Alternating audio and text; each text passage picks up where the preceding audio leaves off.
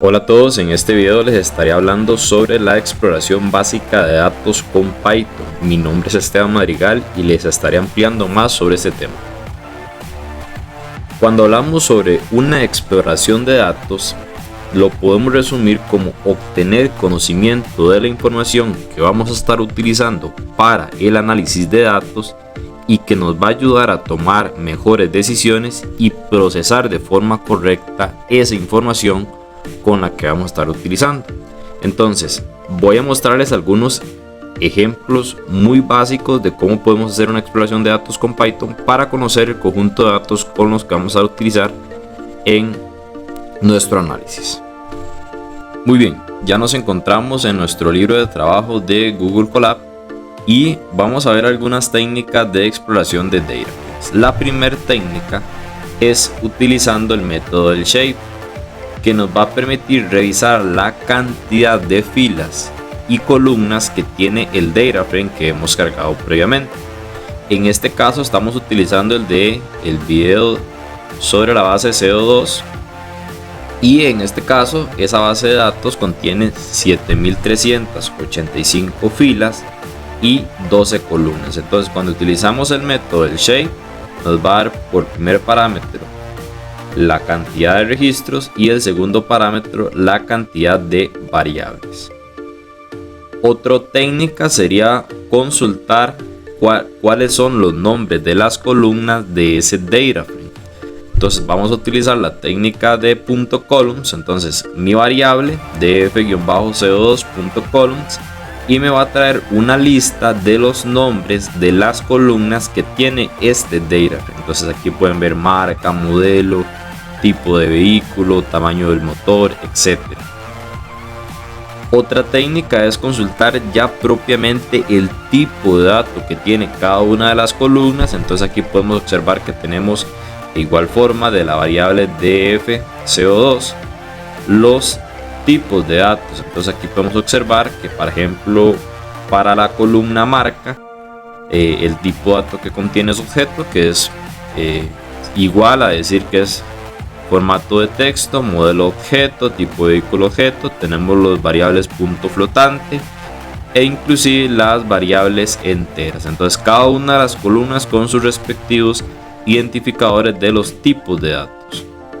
Ahora, en la siguiente línea vamos a consultar y visualizar en nuestro ambiente de trabajo, en este caso en el notebook de Google, cómo obtener las primeras filas del data frame. Siempre es muy importante consultar y visualizar con qué información vamos a estar trabajando para darnos una idea de qué análisis vamos a estar realizando.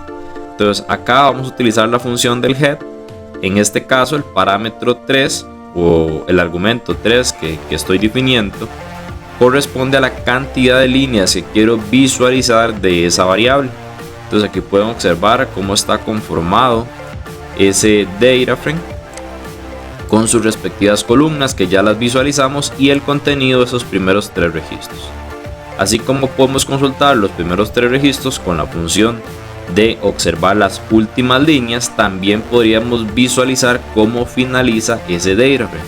Esto es importante, visualizar tanto el inicio como el final, porque puede ser que inclusive en la carga de los datos, por ejemplo en un archivo plano o en un archivo de Excel, las columnas no estén en la posición con la que iniciamos. Entonces puede ser que lo que estaba en la primera columna ahora esté en la tercera porque se corrieron al momento de separarlo, no era el delimitador correcto, etc. Entonces siempre es importante visualizar cómo inicia y cómo finaliza nuestro data frame. En este caso estoy utilizando un parámetro de 3 para no hacer tan larga la observación de los datos. Ahora vamos a revisar estadísticas básicas del data frame. Acá vamos a entender únicamente las variables numéricas de ese data frame, algunas características de estadística descriptiva. Por ejemplo, la cantidad de líneas. Entonces sería como un count que podemos utilizar en Excel, un count A, donde nosotros pues contamos la cantidad de elementos que tiene una columna. Luego sacamos la media. Entonces aquí tenemos la media, que sería cuánto sería el valor medio de cada una de las columnas, o lo que nosotros conocemos como el promedio, la desviación estándar, el mínimo, el percentil 25, la mediana, el percentil 75 y por último el valor máximo de cada una de las variables numéricas. Importante que con la función describe únicamente nos va a dar la información de las variables numéricas. Ahora, si yo quiero conocer ya aún más a detalle la estructura del DataFrame, en este caso vamos a utilizar la función del info. Info nos va a permitir observar la cantidad de filas, también la cantidad de columnas y también cuál es el índice para cada una de esas columnas, cuántos valores no nulos tiene cada una de las columnas. O sea, suponiendo que por ejemplo la columna marca tuviera 85 valores nulos, entonces el resultado de valores no nulos serían 7300 y así para cada uno de ellos. En este caso, este DataFrame que vamos a estar utilizando no tiene valores nulos, por ende acá toda la estructura está sin valores nulos y los tipos de datos que tiene cada una de esas columnas que habíamos consultado previamente. Por último, en un análisis básico de exploración de datos podemos cuantificar la cantidad de valores nulos del DataFrame y esto lo podemos visualizar utilizando la función isNA con la función zoom.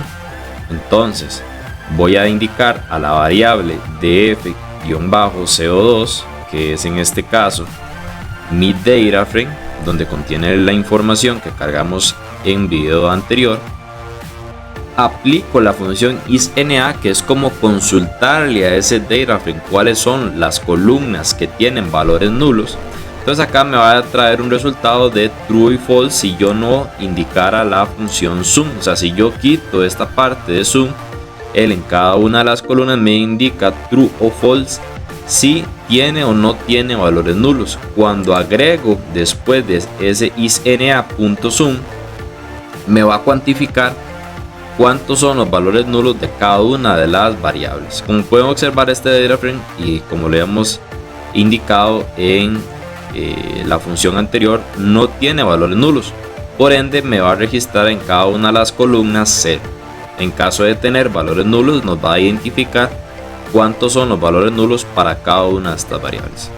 Entonces, estos serían algunas técnicas básicas de exploración de datos cuando cargamos por primera vez nuestro DataFrame. Existen muchísimas otras. La técnica o el método de análisis exploratorio de los datos, que con visualizaciones y otras técnicas más nos va a permitir obtener más detalle de nuestra información.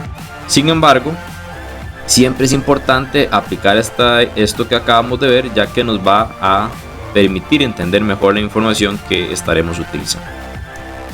Entonces, les invito a continuar aprendiendo más sobre Python para ciencia de datos. Recuerden suscribirse si aún no lo han hecho y buscarnos en nuestras diferentes redes sociales, donde estaremos publicando más contenido con respecto a ciencia de datos. Nos vemos en un siguiente video. Hasta pronto.